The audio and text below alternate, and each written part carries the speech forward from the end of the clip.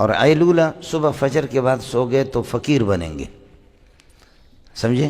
غیلولہ عصر کے بعد سو گئے تو پاگل بن جائیں گے، بھوت چڑھیں گے آپ پر۔ اس لیے ایک روایت، تو امام مالک رحمۃ اللہ علیہ کی یہ تمنا رہتی تھی کہ اللہ مجھے اور عمر دے دے، اور عمر دے دے، اور عمر دے دے، اور عمر دے دے، تاکہ مسجد نبوی میں خلق خدا کو زیادہ سے زیادہ حدیث پڑھاؤں۔ تو ایک دو دن ذہن میں آیا کہ یا اللہ، کوئی کیسے پتہ چلے گا مجھے باقی میں کتنے سال زندہ ہوں؟ پتہ چل جاتا۔ یا اللہ، حضرت ملک الموت کو اسرائیل نہیں کہنا ہے، اسرائیل اسرائیلی الفاظ ہے، اسرائیلیات میں سے اسرائیل کوئی بھی نہیں کہتا، سمجھے؟ قرآن و سنت میں کہیں بھی اسرائیل نہیں ہے۔ ملک الموت علیہ السلام کو میں کسی طرح اگر خواب میں دیکھ لیتا تو اسے پتہ کر لیتا، یا اللہ مجھے ملک الموت سے ملاقات کرا دے۔ تو وہ مولی منظور کی دعا تھوڑی تھی، وہ امام مالک کی تھی۔ اللہ نے رات کو ملک الموت کو خواب میں دکھایا اس کو۔ حضرت آگئے تسو کے تو کہا کہ جو ملک الموت ہے کمزہ نہ دے، آسمان نہ راغلے کمزہ نہ راغلے، سمجھے؟ آسمان سے آگئے آپ کی ملاقات کے لیے آگئے۔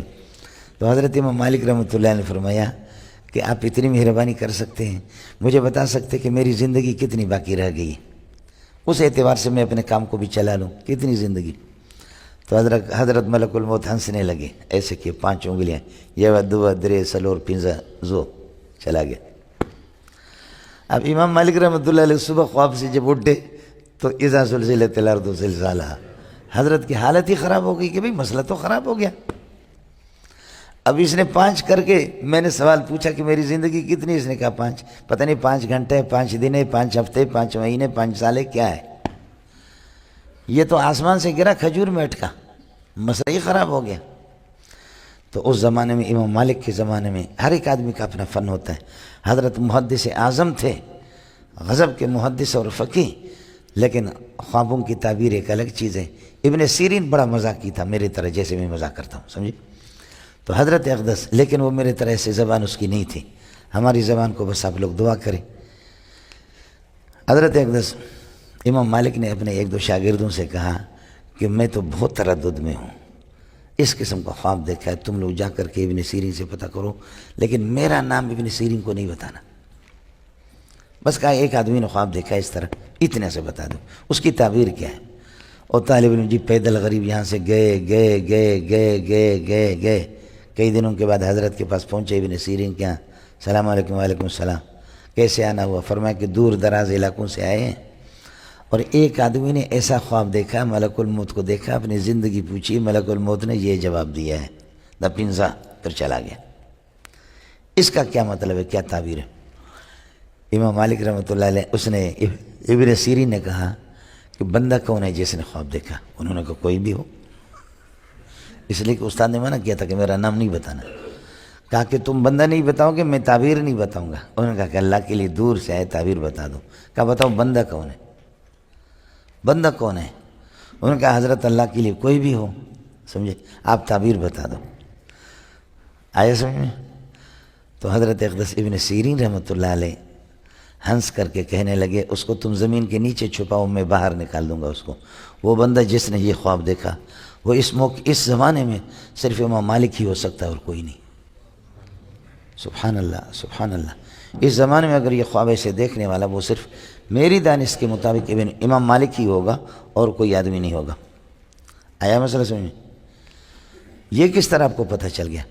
فرمائے اس طرح عظیم فرشتے سے کوئی عظیم آدمی بات کرے گا، سمجھ شریف میں ہے کہ نہیں؟ اس عظیم فرشتے سے اس طرح بے تکلف ہو کر کے، جبکہ فرشتوں کو دیکھ کر کے آدمی کی حالت خراب ہو جاتی ہے، سمجھے؟ ایسے بے تکلف ہو کر کے اس سے گفتگو کرنا، یہ ایک عظیم انسان ہوگا۔ اور میری نگاہ میں اس وقت عظیم انسان سب سے بڑا امام مالک ہے، سمجھے؟ اور جا کر امام مالک کو کہو کہ تو اپنے فن کا ماہر ہے، یہ تیرا فن نہیں ہے، گھبرانے کی ضرورت نہیں ہے۔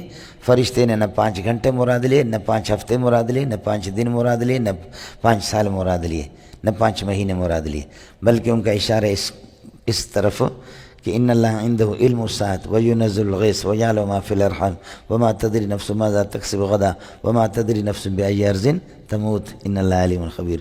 امور 5 هذه ال5 لا يعلمها ملك مقرب ولا نبي مصطفى فمن ادعى انه يعلم شيء من هذه فقد كفر بالقرآن لانه خالفه۔ ابن عباس کا قول ہے، یہ 5 چیزیں کوئی بھی ماں کا لال جانتا نہیں۔ 3 قسم کی نیند ہوتے، کیلولہ، ایلولہ، غیلولہ، سمجھے؟ کیلولہ یہ دوپہر کا کیلولہ جو سنت ہے، اور ایلولہ صبح فجر کے بعد سو گئے تو فقیر بنیں گے، سمجھے؟ غیلولہ عصر کے بعد سو گئے تو پاگل بن جائیں گے، بھوت چڑھیں گے آپ پر۔ اس لیے ایک روایت کمزور ہے، لیکن اس روایت میں ہے کہ اگر کوئی عصر کے بعد سوتا ہے اور وہ پاگل ہو جاتا ہے تو پھر ہمیں ملامت نہ کرے، فلا یلومن الا نفسہ۔ میں اس کا آسان طریقہ آپ کو بتاتا ہوں، آپ عصر کے بعد سو جائیں، آدھا گھنٹے کے بعد جیسے آپ کی آنکھ کھل جائے گی تو پہلی بات تو آپ کو پتہ نہیں چلے گا یہ کس ٹائم پہ میں سویا ہوں، سمجھ شریف میں ہے کہ پہلی بات یہ کہ آپ کو پتہ نہیں چلے گا کہ کون سا ٹائم ہے، اور کافی دیر کے بعد انشاءاللہ آپ کو سمجھ میں آئے گا کہ او عصر کے بعد سو گیا ہوں۔ رات کے سونے کے اندر یہ نہیں ہوتا، کیلولہ کے اندر یہ نہیں ہوتا، سمجھ شریف میں ہے کہ نہیں، لیکن عصر کے بعد یہی ہوگا۔ اور فجر کے بعد اگر سوئیں گے تو فقیری بھی آ جائے گی اور نامردی بھی آ جائے گی، نامرد بھی بنیں گے، مردانگی بھی آپ کی کمزور ہوگی۔ اس لیے حضرت عمر نے فرمایا ایاکم ونومۃ الغداۃ فإنها مبخرۃ مجعرۃ مجفرۃ۔ کیا فصاحت ہے! ایاکم ونومۃ الغداۃ، فجر کو نہ سویا کرو، فإنها مبخرۃ مجعرۃ مجفرۃ۔ اس لیے ہمارے حضرت فجر کی نماز کے بعد طلبہ کے کمروں میں پھیرتے تھے، اگر کوئی سو گیا تو کس کر کے اس کی پٹائی کرتا تھا، ایسی پٹائی لگاتے تھے حضرت اقدس مولانا سلیم اللہ خان۔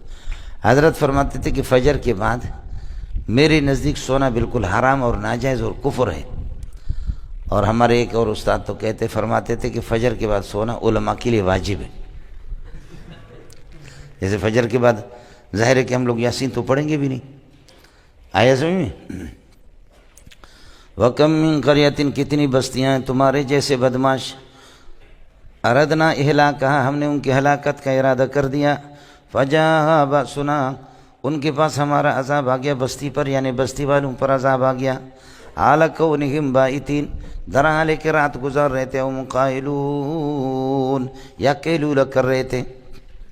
عرب کے ہاں کیلولہ اسی زمانے سے مشہور ہے، سمجھ شریف میں ہے کہ نہیں؟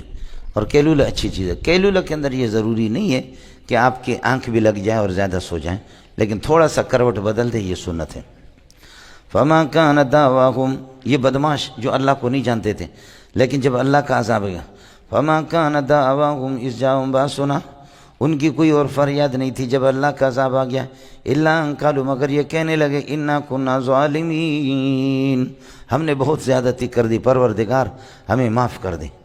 جی دوستو، آپ نے دیکھا اور سنا شیخ مولانا منظور مینگل صاحب کو کہ شیخ مولانا منظور مینگل صاحب کیا بیان فرما رہے تھے۔